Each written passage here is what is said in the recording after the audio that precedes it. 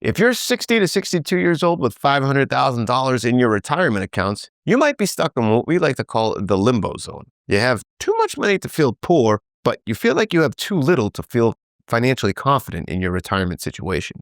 And because of that, you might be trapped in the arbitrary number trap. You have a number in your head, maybe it's 1.5 million, and you believe that is the ticket to security. But deep down, you know that number is just a moving goalpost. At this stage of your life, saving more isn't the solution. It's a safety blanket. You're trying to solve a cash flow problem with an accumulation mindset. The question shouldn't be, do I have enough? The question is, what is the job of this money?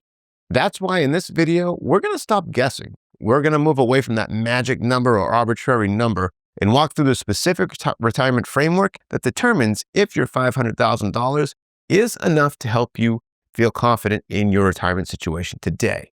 Because when people feel stuck in that limbo, they almost always turn to the same tool next.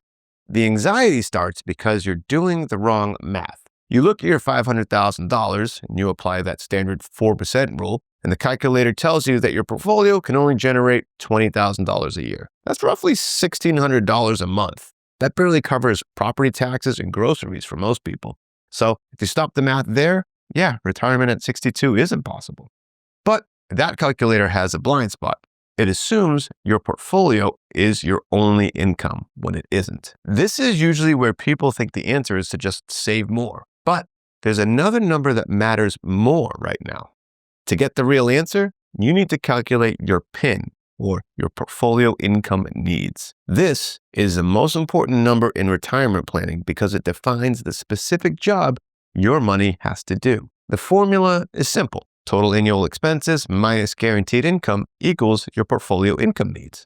Let's take a look at a hypothetical example. We'll call them Mark and Susan. They're 62 years old, they have $500,000, and their desired lifestyle costs are $4,500 a month. They look at that bill and their savings, they might start to panic. But they have another potential source of income, Social Security. Even claiming early at age 62, they received a combined $2,500 a month. Now, if we run that PIN formula again, $4,500 expenses minus $2,500 in Social Security equals $2,000. So their PIN is $2,000 a month. Suddenly, that mountain looks a lot smaller. They don't need that $500,000 to replace their entire paycheck. They just need it to bridge that specific $2,000 gap. But the early years of retirement don't just test the math, they test your margin for error. Now, knowing your PIN is great, but with a $500,000 portfolio at age 62, you're entering the red zone. This is where generic plans fail. Not because of the market, but because they ignore three distinct risks that deplete your money faster than you expect. Risk number one is the healthcare liability. At age 62, you are 3 years away from Medicare. Healthcare is one of retirement's biggest wildcards. For a hypothetical couple retiring early, you're facing premiums, deductibles, and out-of-pocket costs that can easily average $1,500 a month. That's a $54,000 fixed liability over just 3 years. Whether the market is up or down, this bill has to be paid, and it comes directly out of your principal. Risk number two is tax drag.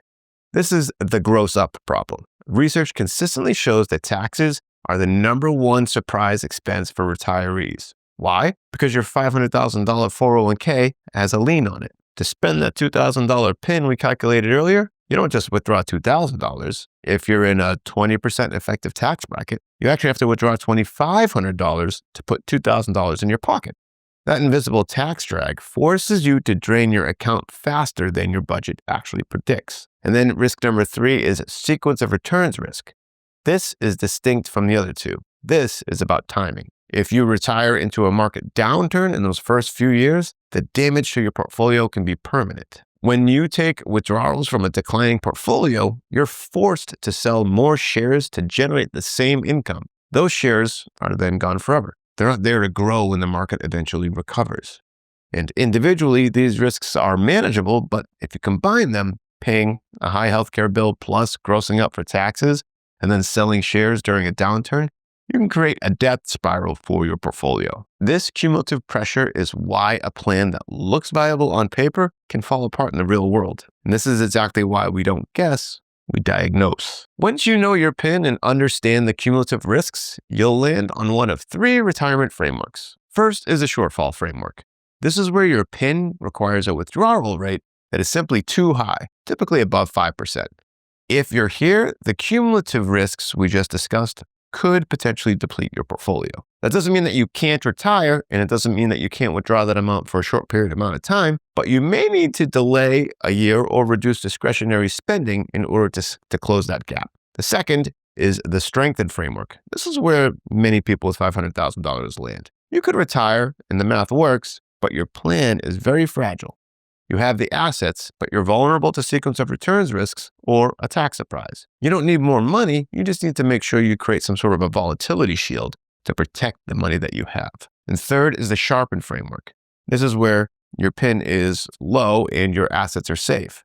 Here, the risk really isn't running out of money. The risk is maybe paying too much to the IRS. In this framework, we focus more on tax efficiency to help you keep more of what you've earned.